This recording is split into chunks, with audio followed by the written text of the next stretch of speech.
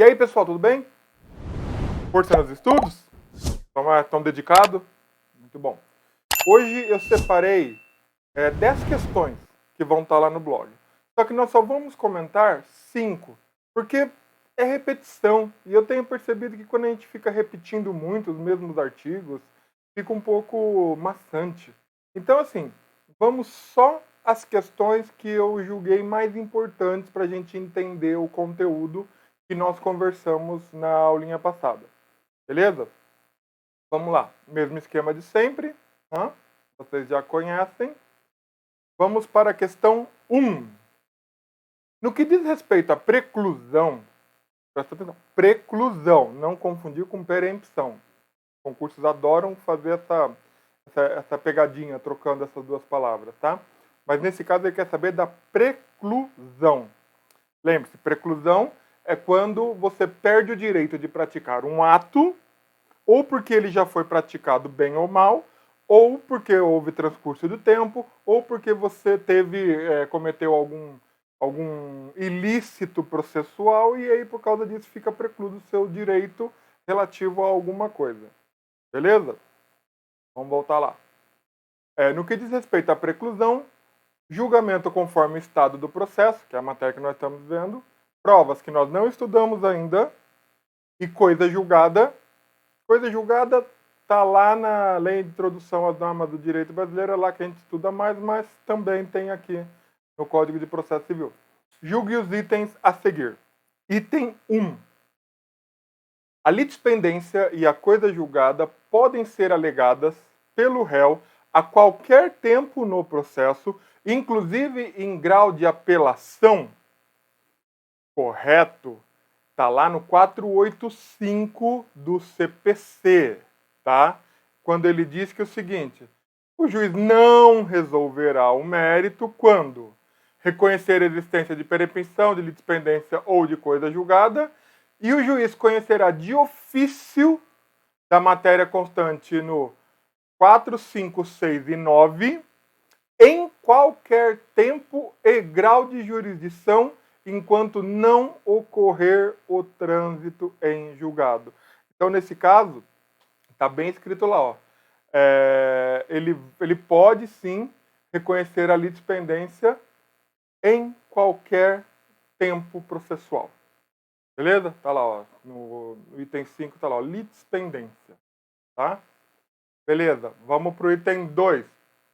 O julgamento antecipado parcial de mérito é admissível sempre que há revelia ou quando não houver necessidade de produção de provas. Bom, tá falso. Por quê? Lembra quando nós estudamos a revelia?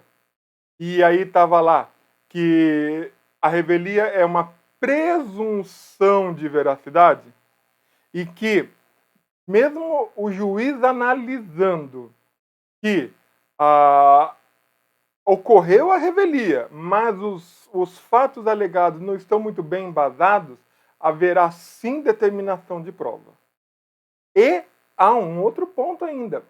Operando-se a revelia na contestação, mas o réu vindo ao processo ainda em tempo de produzir provas, ele pode produzir as provas sim. Então, dá uma olhada no 355 e no 345 do CPC e aí você vai entender. Essa questãozinha ela pede um pouco de interpretação lógica, mas lembre-se, se forem inverossímeis os fatos ou o alegado não for provado de plano pelo autor, não poderá, em hipótese alguma, operada a revelia, o juiz simplesmente dar o direito. Não, ele deve sim determinar a produção de provas para que essa produção de provas corrobore aquilo que foi alegado pelo autor. Beleza? Item 3. A prova emprestada poderá ser produzida a requerimento de qualquer das partes ou determinada ex officio pelo juiz. Ex officio é de ofício, ou seja, por ele mesmo. Ele vai lá e fala assim, produza tal prova. Certo? Está correto. Artigo 370 do CPC e o 372 do CPC. Somando as duas, nós vamos ter uma redação assim, ó. Caberá ao juiz de ofício a requerimento da parte determinar as provas necessárias ao julgamento do mérito. Parte 2 do nosso item lá, do item 3. E o juiz poderá admitir a utilização de prova produzida em outro processo, atribuindo-lhe o valor que considerar adequado, observado ou contraditório. Lembra, muito importante isso daí. Mesmo que a prova tenha vindo de outro processo, ela deve ter passado pelo contraditório. Item 4.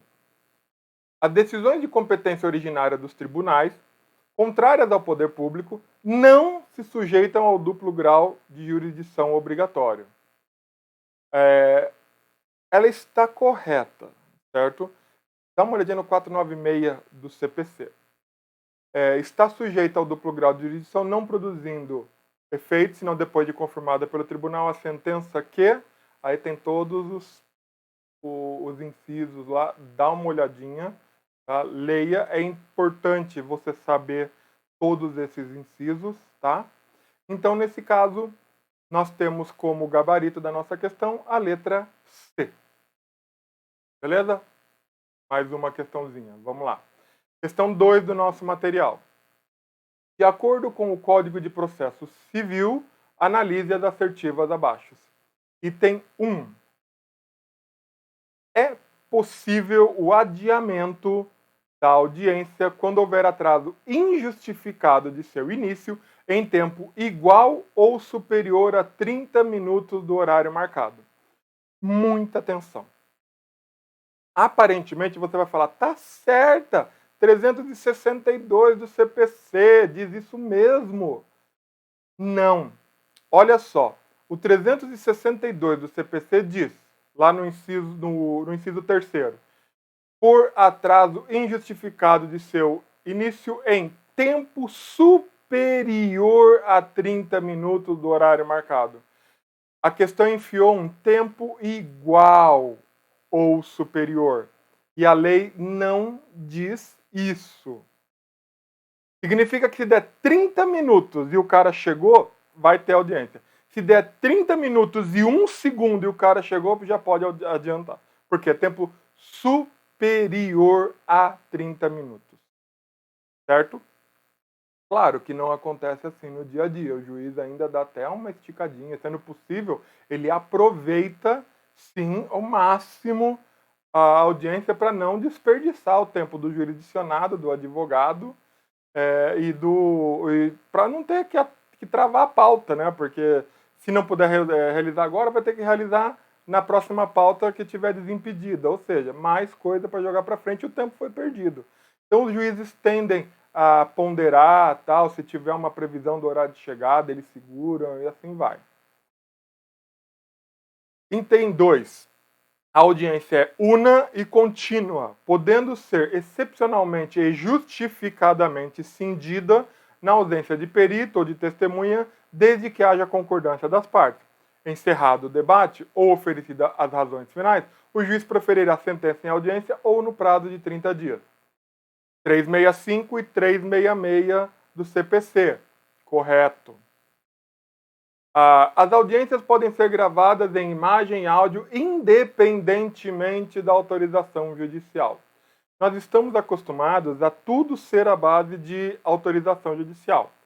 Entretanto, o código no 367 já deixa explícito, lá no parágrafo 5º, que a audiência poderá ser integralmente gravada em imagem ou áudio em meio digital ou analógico, desde que assegure o rápido acesso às partes, observada a legislação específica. E o parágrafo 6º já vai na lata, que a gravação a que se refere o parágrafo 5º poderá ser realizada diretamente por qualquer das partes, independentemente de autorização judicial. Então, correta, assertiva 3. Assertiva 4. A distribuição normal do ônus da prova incumbe ao autor, quanto a fato constitutivo de seu direito, e ao réu, quanto à existência de fato impeditivo, modificativo ou extintivo do direito do autor, podendo ocorrer a distribuição diversa do ônus da prova, também por convenção das partes, salvo quando recair sobre direito indisponível da parte ou tornar excessivamente difícil a uma parte o exercício do direito. Correto. 373 do CPC. Você tem que fazer essa leitura combinando o caput com o parágrafo 1º. Está lá no nosso material. Só que assim, para entender essa questão, você tem que ler praticamente o artigo inteiro e fazer uma redaçãozinha com esse artigo. Porque aí, nessa assertiva, nós temos o caput, nós temos o inciso 1 e 2, nós temos o parágrafo 1º, também envolvido aí, o parágrafo 3º e seus incisos 1 e 2 e o parágrafo 4º. Ou seja, o que ele fez? Ele pegou o artigo, deu uma misturada na ordem dos seus incisos e dos seus parágrafos, mas não alterou a realidade, certo? Isso é uma questão típica do Ministério Público. O Ministério Público ele quer que você entenda o direito como um todo, certo? Se você vê, essa questão foi para procurador do trabalho. Beleza? Então, nosso gabarito, letra B, apenas as assertivas 2, 3 e 4 estão corretas. Vamos lá? Mais uma. Essa daqui é de bate-pronto, mas eu separei porque ela tem como é que eu posso dizer assim? Ela tem um quê de querer confundir o estudante. Então, vamos lá, olha lá. O juiz proferirá sentença sem resolução do mérito quando? Então, mais uma questão. Questão 3. O juiz proferirá sentença sem resolução de mérito quando? Vou lá na letra D, depois eu explico. Letra D, homologar a desistência da ação. Certo? Tá lá. Sem resolução de mérito é o que está expresso no artigo 485, dizendo que o juiz não resolverá o mérito quando homologar a desistência da ação. Os outros, letra A, homologar a transação, homologar a renúncia à pretensão formulada na ação, verificar a impossibilidade jurídica do pedido e decidir de ofício o requerimento sobre ocorrência de prescrição ou decadência, todos estão no 487, que é quando há resolução do mérito. Então, procure analisar questões desse tipo sempre lendo o 487 e o 485, certo? Por quê? Porque você vai perceber que são meio que contrários, as duas, não é bem contrário. Você vai perceber que o que uma aborda, a outra não aborda. Não existe uma, digamos assim, uma mesma matéria que gere, mas são casos que dá para você pensar. Se você ler quais são os casos sem resolução do mérito e com resolução do mérito, você acaba não se confundindo. Então, sim, procure ler os dois artigos juntos e aí você entende direitinho quais são os casos de resolução e sem resolução. Questão 4. O saneamento do processo pelo magistrado constitui, item A, requisito obrigatório da audiência de conciliação que demanda a fixação de pontos controvertidos. Lembra, o saneamento, no caso do saneamento, a audiência de conciliação, ela não é obrigatória. Lembra que um dos princípios que regem ela é a dispensabilidade. Entretanto, é assim, lembre-se, como eu deixei bem claro lá na nossa conversa. Havendo necessidade, ela deverá ser realizada. Não havendo necessidade, ela poderá ser realizada. Tudo vai depender do juiz ao analisar o caso concreto, certo? Então essa está errada. Letra B. Decisão interlocutória que, se admitir ou inadmitir a intervenção de terceiro, desafia recurso de agravo de instrumento. Verdadeiro. Mas você vai falar, Milton, isso não está na matéria que a gente estudou. Realmente. Mas uma coisa que está na matéria. Nós falamos sobre agravo de instrumento. E essa é uma questão interessante. Toda vez que falar cabe agravo de instrumento, você tem que ter o 1015 do CPC na cabeça. Quais são as matérias elencadas no 1015? Bom, são várias. Eu deixei lá no material, dá uma lidinha lá de todas, tá? Mas essa possibilidade de decisão interlocutória quando admite ou inadmite intervenção de terceiro, tá lá e tá expresso no inciso... Cadê? Inciso 9. Admissão e inadmissão de intervenção de terceiros. Certo? Beleza. Questão 5. A questão 5 pede a incorreta. Lembre-se disso. Assinar a alternativa incorreta sobre saneamento e organização do processo. Item A.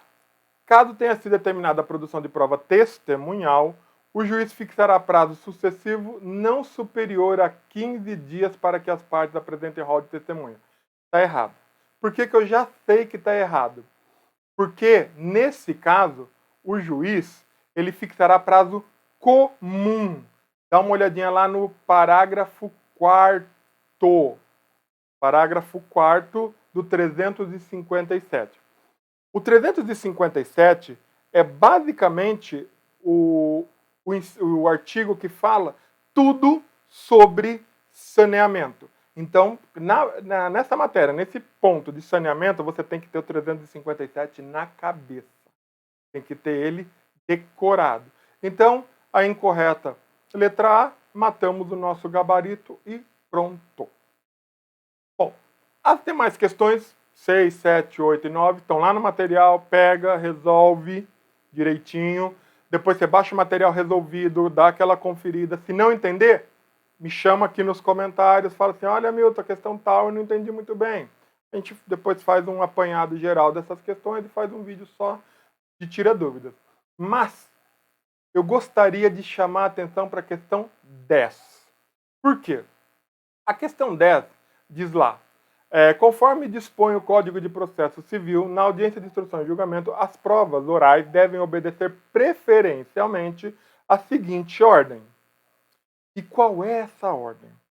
Bom, vamos lá para o artigo 361. 361 diz assim, as provas orais são produzidas em audiência ouvindo-se nesta ordem preferencialmente. Inciso 1. Perito e os assistentes técnicos que responderão aos quesitos de esclarecimentos requeridos no prazo e na forma do 477, caso não respondidos anteriormente por escrito. Inciso 2. O autor e em seguida o réu, que prestarão depoimentos pessoais. Inciso 3. As testemunhas arroladas pelo autor e depois pelo réu, que serão inquiridas. Por que eu estou chamando a atenção nesse artigo? Dá uma olhadinha nas letras que eu deixei destacado. Tá vendo? Ó, P-A-R-T. Parte. Fica uma mnemônica aí, ó, uma palavrinha mnemônica para você decorar o 361. Então, a ordem no processo civil, pelo amor de Deus, porque no processo penal é diferente. Tá? No processo civil é a parte. Perito, autor, réu, testemunhas na mesma ordem, do autor e do réu. Beleza? Então, pessoal, era isso que eu queria trazer hoje.